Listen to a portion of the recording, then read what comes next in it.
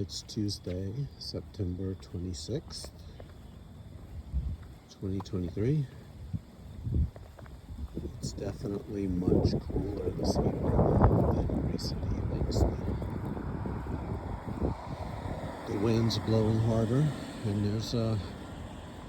there's that thing in the air, right? That thing in the air that lets us know that something's coming. Something's coming, yes. And if you're wondering what's on the sidewalk, I'm in front of the Catholic rectory of the Catholic Church on Winslow. So I guess kids in the school were doing some artwork earlier today. So the topic that I've been thinking about today is self-erasure. And I first heard the term probably when I was 25 or 20, no, I was 24. And my graduate assistant, faculty member who I was his graduate assistant, used it. And I think how he and I are using the word is both similar and different. So, but self-erasure, it's a survival strategy, and I've done a lot of my share of it. So, and of course that comes from somewhere, that has a history, that has a context. And I think it also comes to a lot of people in a lot of different ways. So when we're kids and we struggle to get our needs met, or we struggle to find safety, we have a fairly limited range of options, right? And one of those options is we can do things. You can,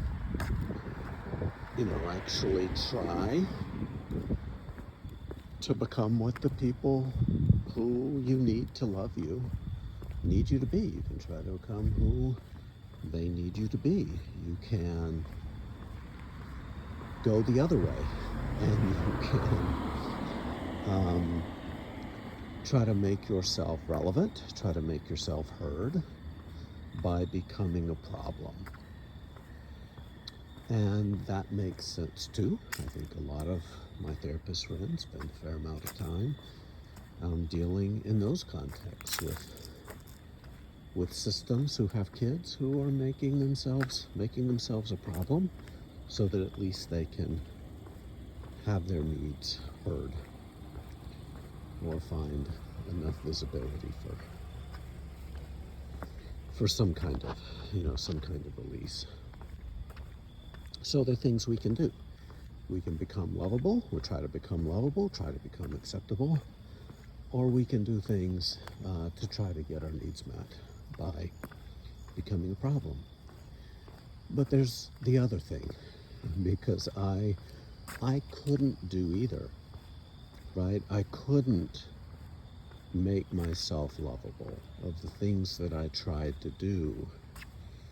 As a kid, I had impairments. It's hard to describe what those are. I think part of those impairments were trauma related, but it was not easy for me to become what people needed me to be. And to be honest, there weren't a lot of people that had a lot of needs of me.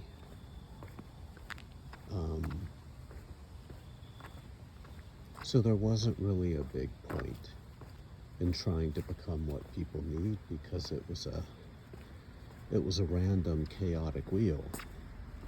But the other option, instead of trying to become what people need you to be, or trying to do things to get your needs met, the other option is to just kind of cross your arms and say, well, I'm just not going to need anything from these people. And that's at least what I tried to do. I tried to disappear need and And I did it really, really, really well. The problem for those of us who've done it and made a life or made an art or made a spirituality out of it, the problem is that when we try to disappear need, we ultimately end up disappearing parts of ourselves. We ultimately end up disappearing whatever wisdom the body can communicate to us about what our needs are and about what it might be like to seek those needs or have those needs or get those needs met. So that's what I did. I disappeared need, and I remember, as with many childhoods, I remember the very point where it happened. I was walking on Winburn Avenue in Baton Rouge in about 1977, and I remember that it came to me, the snap came to me between steps, like between this step and that step. It came that quickly. And I describe it as a realization, although it was a snap. And I think the realization was a post-thought realization that came after the snap, trying to make sense of the snap. But as I have the memory now, what I remember is the message in it.